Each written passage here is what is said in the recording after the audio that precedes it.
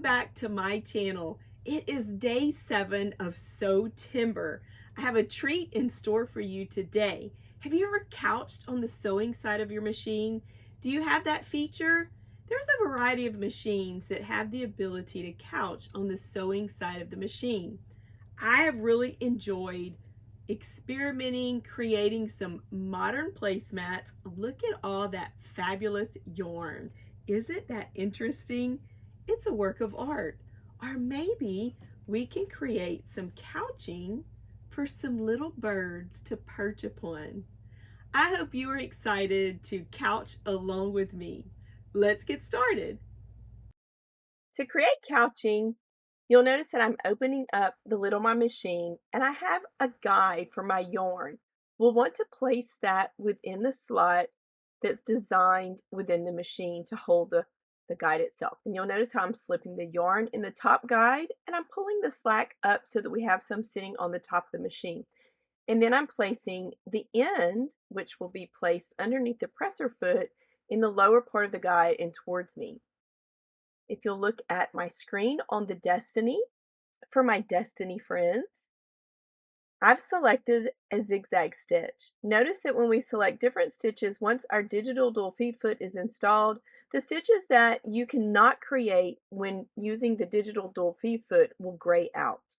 There's lots for you to choose from, so don't worry that those are grayed out. Machine's just keeping you safe.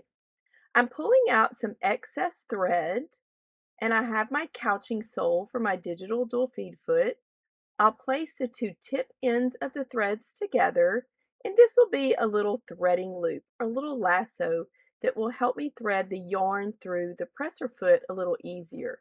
We're placing those two ends within the hole of the front of the foot itself, our little couching foot.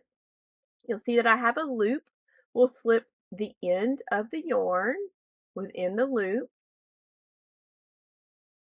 and then we'll just grasp the two ends of the thread and pull it down through the hole in the couching sole.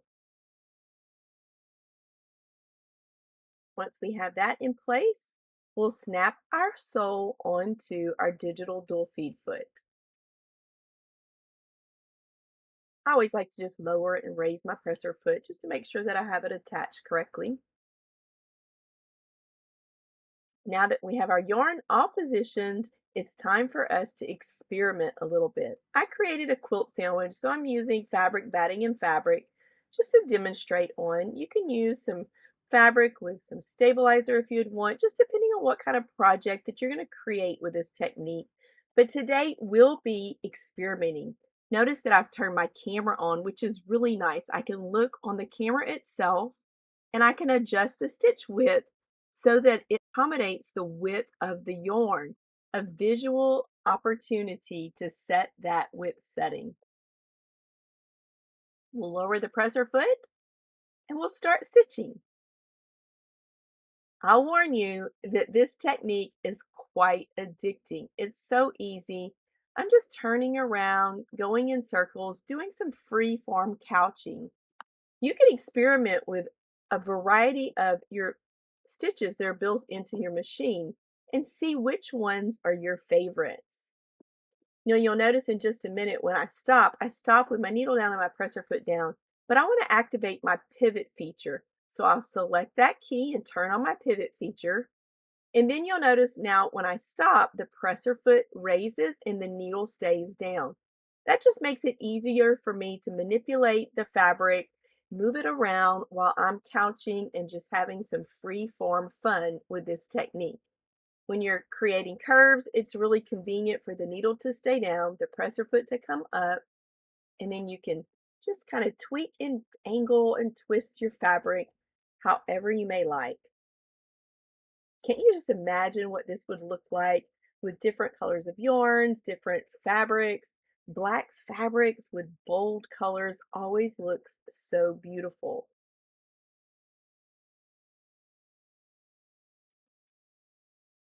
This is a very easy technique. Once you experiment a bit, have a bit of fun with this process, I'm sure that you are going to imagine a variety of projects that you might want to incorporate this technique upon.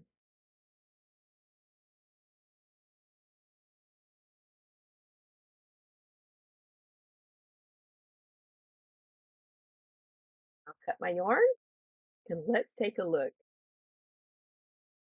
Look how pretty that is, just with a zigzag stitch and that variegated yarn. Thanks for watching day 7. We had fun couching, didn't we? Make sure you show me your sew. Post on Instagram and hashtag Sewtember.